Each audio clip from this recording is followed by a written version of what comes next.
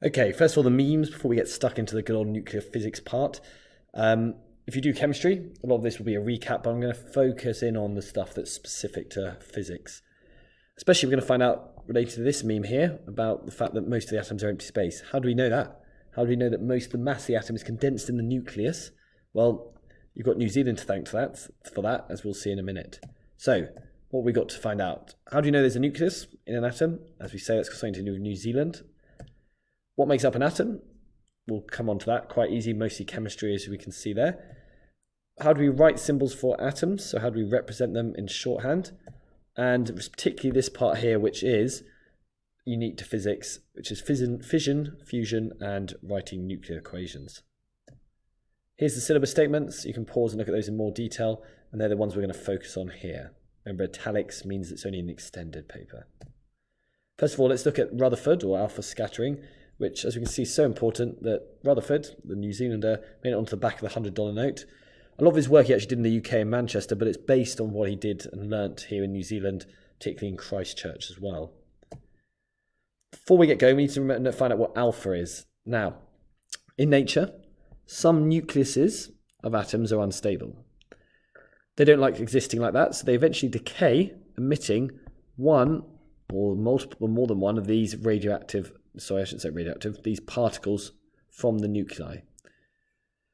This one is alpha, and it's represented by this symbol, and it consists of 2 protons, shown here in red, and 2 neutrons. For the chemists, you might have noticed that's actually a helium nucleus. If we just had 2 electrons whizzing around the outside, we'd have a helium atom, but in this case, it's just the nucleus of the helium, so it's just the 2 protons and the neutrons. It's got nothing to do with helium, it just happens to be the same structure as the nucleus of a helium atom. It's emitted from unstable nuclei, which we'll look at in more detail on a future topic. It's got a charge of +2. Why? Well, there's these 2 protons here and here. Neutrons are neutral.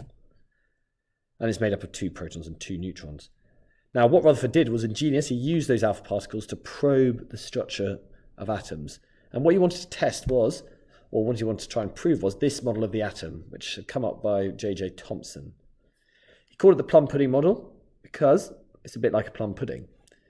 Let's see why. Well, there's this sort of positive cloud of, it's nothing really that solid. And he thought the positive charge was spread out around there because they knew that there was positive charge in an atom. They also knew there was negative charge, and he thought they were these little negative specks of very small mass dotted about. The reason why it's like a plum pudding, which you may or may not tasted, delicious. Well, the kind of puddingy material is like the positive cloud, like the sponge, and the little plums are like the electrons. It might seem silly this, but we've got to bear in mind this is a while ago, and that's how science works. It develops and improves as time goes on. I mean, before that, they just thought it was a big circular ball, really. Now, what did Rutherford do? Well, his experiment was fantastic. Here it is. He had an alpha source with a little hole to let the alpha particles come whizzing out. They went towards this gold foil, very thin, which is obviously made up of gold atoms, and they used a zinc sulfide screen. Well, that's just a detector. They didn't have computers back then, or detectors of alpha particles. So they just looked at this, and it flashed whenever an alpha particle hit it. Evacuated drum means this was a vacuum, because otherwise the alpha particles wouldn't go very far. This could be moved around to measure the number of flashes they detect, so the number of alpha particles. Now, if it had been a plum pudding model, first of all, let's have a look at this. Look at this. There's Rutherford, and there's Geiger, and there's the apparatus they used. Proper old school.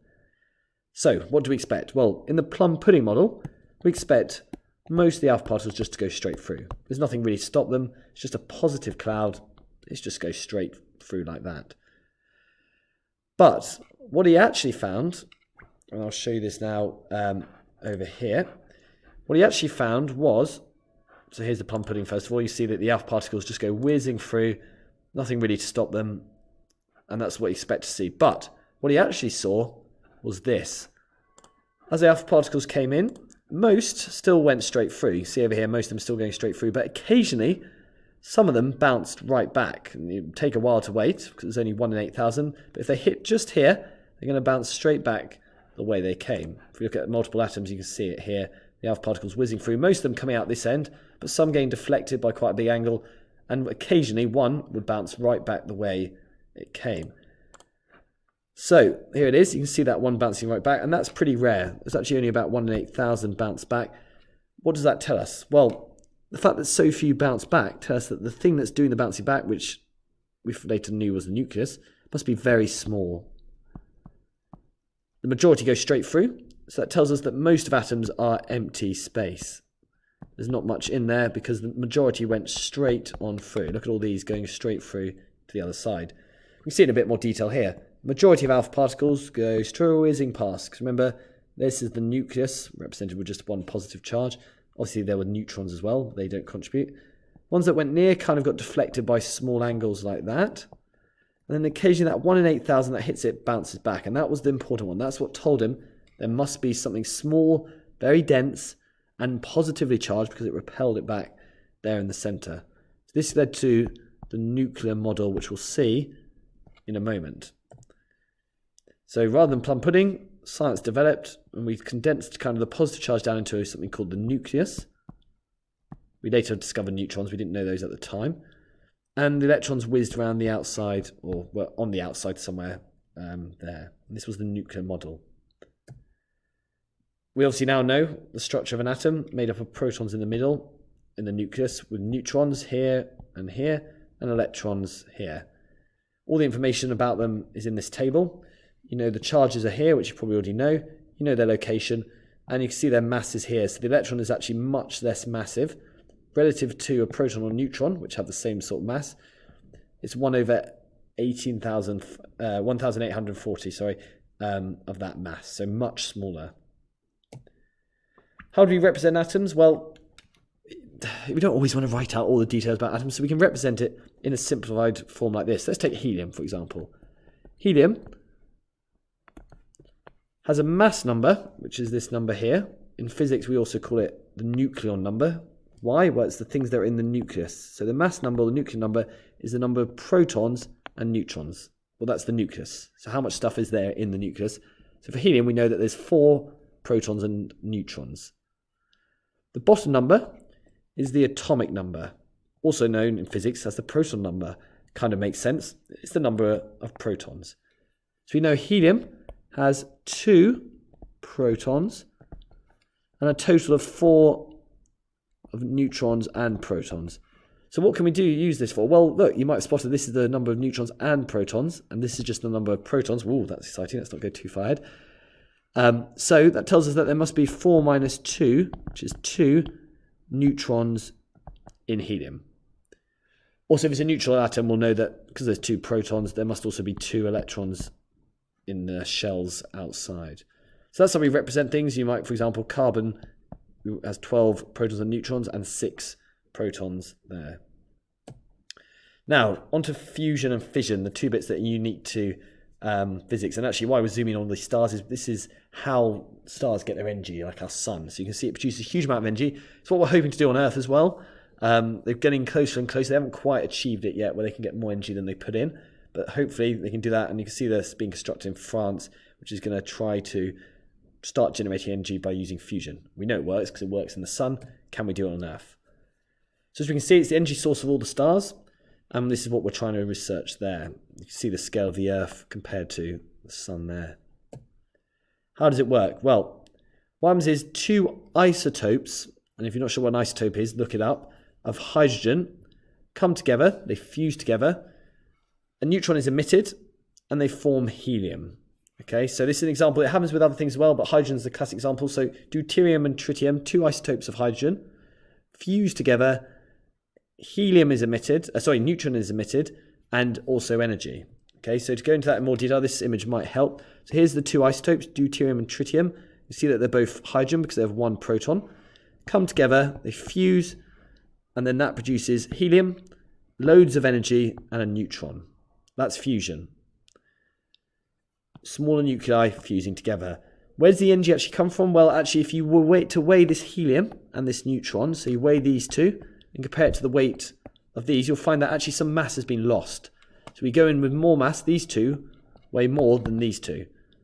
Where does that mass become? Well, this famous equation from Einstein tells us that mass is the same as energy. It's just related by C. You don't need to know this for GCSE, but it's interesting. So the mass becomes energy, and that's what comes out. The other thing that we can do is fission. Okay, and this is kind of the opposite of fusion.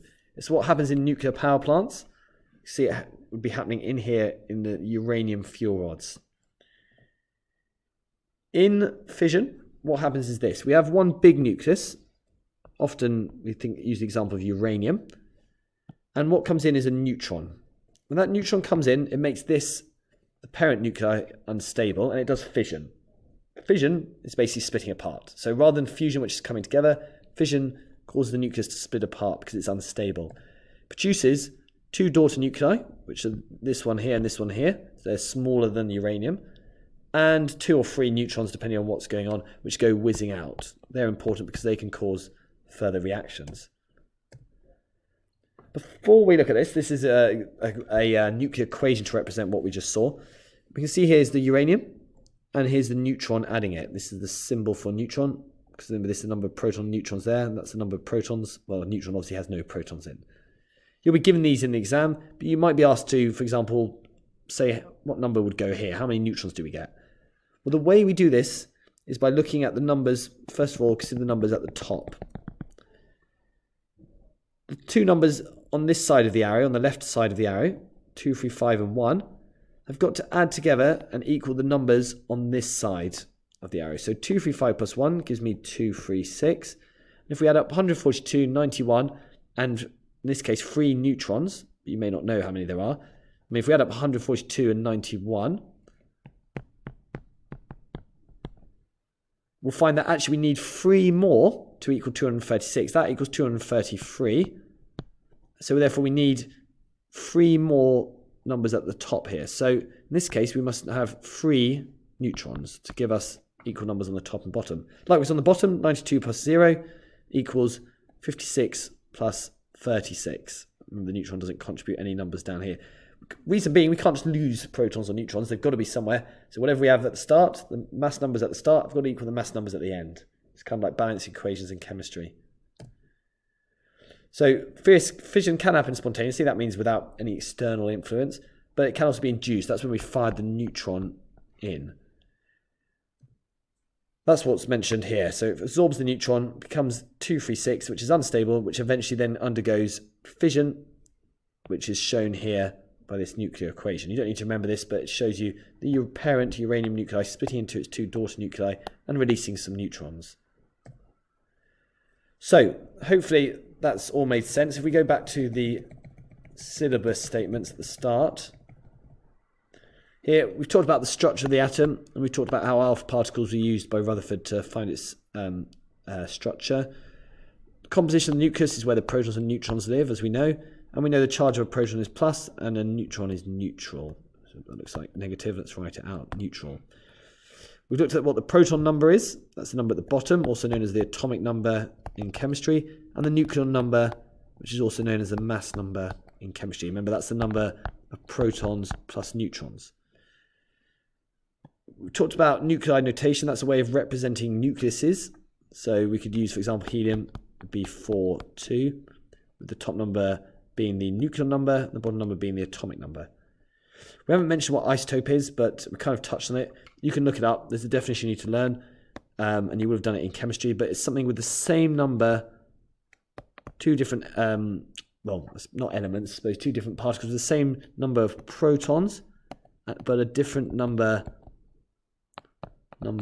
of neutrons. Okay, and you can look that up for more detail on that. We're going to come on to this one in a bit more detail in the future, so practical applications of isotopes, how we can use different isotopes to do different things. And for balancing equations including nuclide notations, that's what we looked at, particularly with fission. Okay, it's not on here, but you do need to know about fission, excuse my pen, and fusion as well. So, hopefully you found that video useful, and if you've got any questions, please do just ask. Thank you.